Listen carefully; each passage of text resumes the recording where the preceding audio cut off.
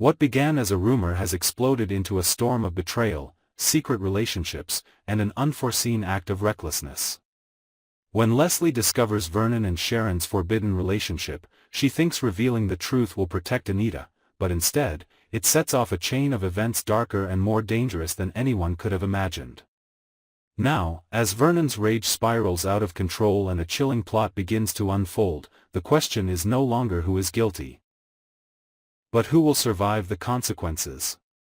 Vernon felt the weight of his own sins tightening around his chest like an iron band. For weeks, he had managed to keep the secret buried beneath layers of charm, authority, and political instinct.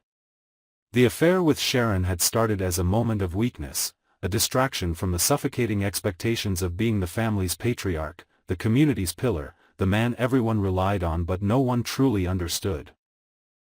But it had grown into something dark, parasitic, draining whatever integrity he had left. And now Leslie, with her relentless intuition and inconvenient morality, had pierced straight through the shell he had spent decades perfecting. The knowledge that she had gone directly to Anita struck him harder than any political scandal ever could. Anita was not only his wife. She was the foundation of the Dupree legacy, the keeper of their image, the quiet force that held the entire family from collapsing under the weight of its own ambitions. If she learned the truth, not just the rumors, but the detailed, intimate truth, everything Vernon had built would crack open.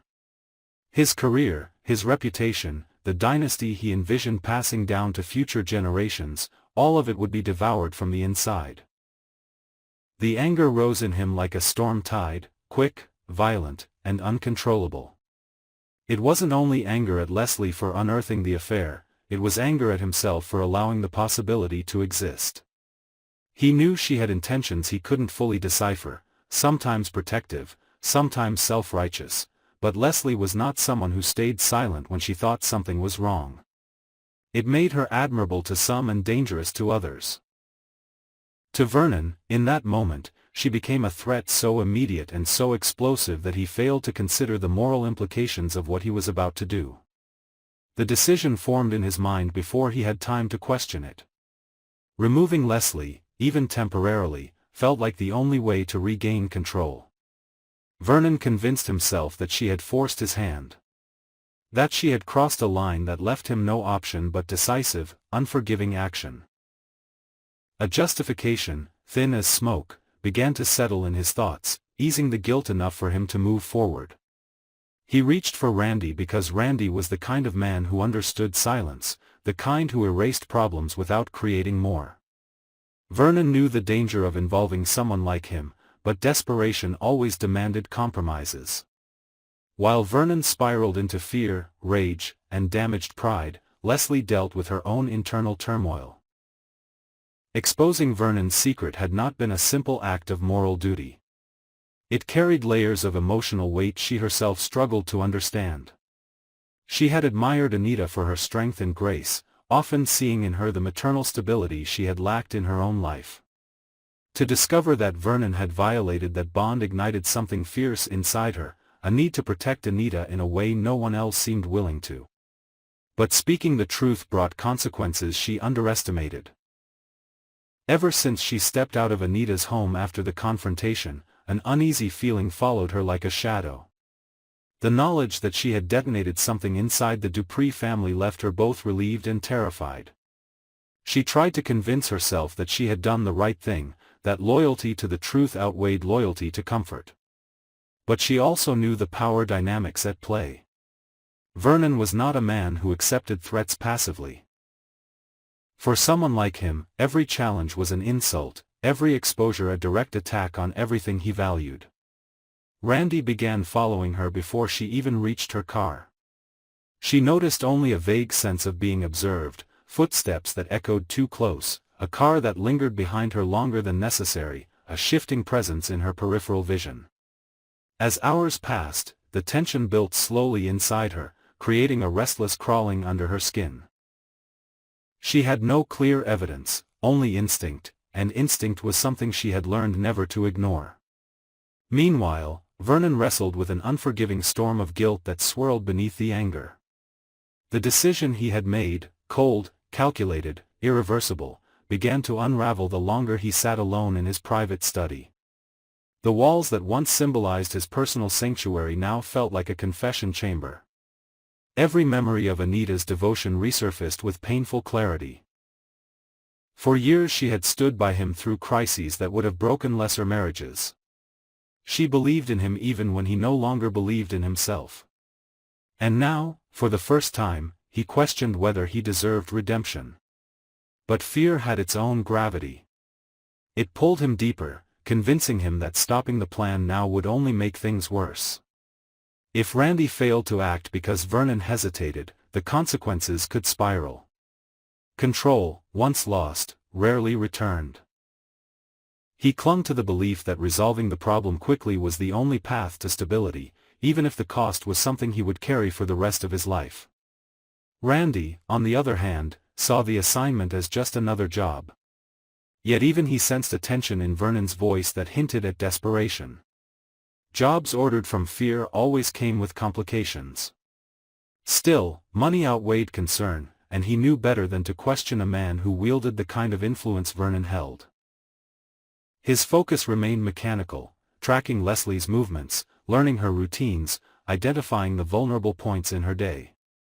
Leslie's anxiety deepened when she noticed a dark sedan parked across from her apartment for the third night in a row. The windows were tinted, the engine silent, the presence too deliberate to dismiss. Her mind raced with possibilities: family retaliation, political sabotage, even random crime, but her heart settled on the one explanation she didn't want to admit. Vernon. The realization hit her with both clarity and dread. She understood then that she had underestimated not just the severity of the truth she exposed, but the lengths Vernon might go to hide it. Every step she took in her home felt like stepping on glass, the air heavy with the sense that danger was closing in. The awareness forced her to reflect on her own motives. She had acted out of loyalty to Anita, yes, but there had also been a personal edge to her decision. A resentment toward Vernon's arrogance, a desire to disrupt the power he wielded so effortlessly. Anita herself remained caught in an emotional battle she kept hidden from everyone. The rumor had not yet reached her in its complete form, but she sensed a shift, whispers in the community, sudden hesitations in Vernon's behavior, the faint tremors beneath the surface of her household. She had spent years preparing for crises of reputation, but she had never prepared for betrayal. Something inside her told her that the storm she felt coming was not external but born from the very heart of her own family. Randy chose his moment on a night when the rain fell hard enough to drown out footsteps and shadows stretched long across empty streets. Leslie's car, parked near the edge of her apartment's lot, became the perfect place for an ambush. But as he approached, something unexpected happened. A hesitation, a brief pause in which he realized Leslie was not a threat in any real sense. She was frightened, alone, and desperately trying to hold her world together. There was nothing dangerous about her. The assignment suddenly felt different, heavier. Leslie felt the shift too. Her breath tightened when she realized someone was standing behind her. Fear shot through her body with paralyzing force. Yet for a suspended moment, neither moved. Randy considered whether the money justified the moral weight. Leslie recognized that her life was now balanced on the edge of someone else's decision. And at that intersection, something inside her shifted too. She felt anger, not just fear, anger at Vernon, anger at being silenced, anger at how easily powerful people erased those who challenged them. The night stretched with unbearable tension, but fate intervened in an unexpected way. A passing neighbor's porch light flicked on. A dog barked. A figure appeared behind a screen door. The small disruptions shattered the fragile silence.